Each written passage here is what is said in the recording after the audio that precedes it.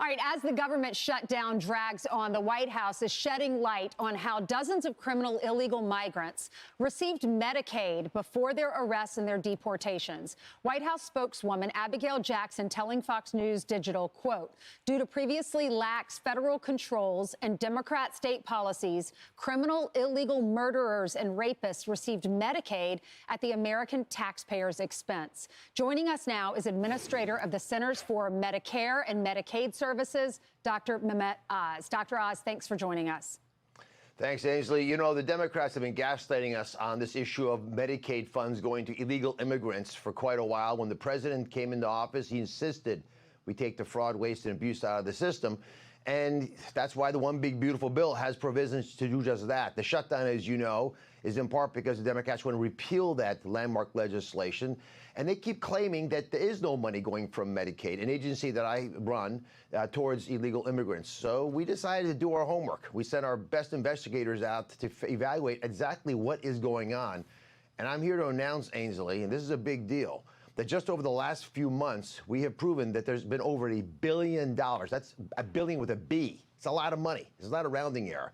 $1 billion paid by U.S. taxpayers for illegal immigrants in about half a dozen states. And we're just getting started. So it's going to be a significantly more money than that. And just to break this down for everybody, Ainsley, if you live in Texas or Florida and you're paying U.S. federal taxes, most people do, your money is being diverted to places like California who have robust benefits for illegal immigrants, you know, dental, vision, things you don't even get on Medicare.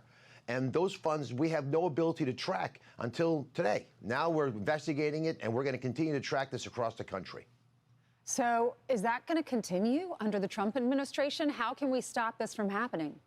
Well, the legislation allows us to do just that. We are no longer obliged to pay for illegal immigrants in states that decide that they think are the largesse of their hearts. They want to fund those programs. If you want to fund full dental, vision, and robust health services in, for example, California or Illinois or New York or Minnesota, that's your choice. If you want to do that, you have to pay with your own state income tax. You can't use federal dollars for that. And so we are clawing that money back. Some of these states have already, they know they're guilty. They begin to pay the money back already. We will get all that money back into our federal coffers. The president is laser focused on protecting the U.S. taxpayer. But Ainsley, this raises a bigger issue. Why are we shut down?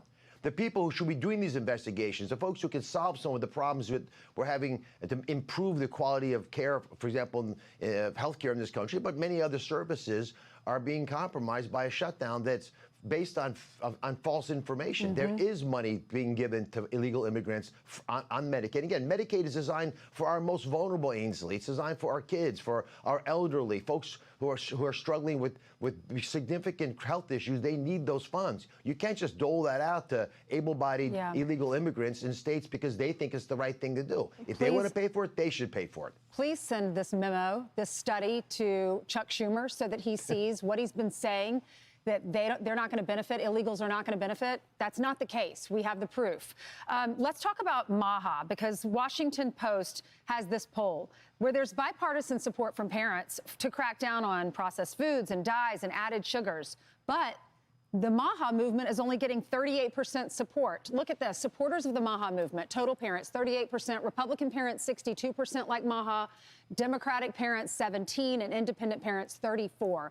What is wrong? Why aren't we getting more support for MAHA when that's what it's all about, cleaning up our foods? It's about cleaning up our food and cleaning up our environment. And to me, MAHA really is about just being curious. As you know, 80% of questions are really statements in disguise. And in MAHA, you want to actually know the truth. Are we having problems with these additives and processed foods and the like? I think the reason those numbers are low, Ainsley, is because a lot of Democrats don't want to acknowledge that the MAGA movement forced this country to answer big questions. And out of that came this concept of MAHA, which is to ask those tough questions about our food supply. I think moms across America know that we're making it hard to raise our families in a healthy fashion. So they deep in their hearts know this to be the case. They just don't want to use that phraseology. But you're seeing more and more folks, especially independents, but now Democrats as well, saying there's clearly been no one watching this process.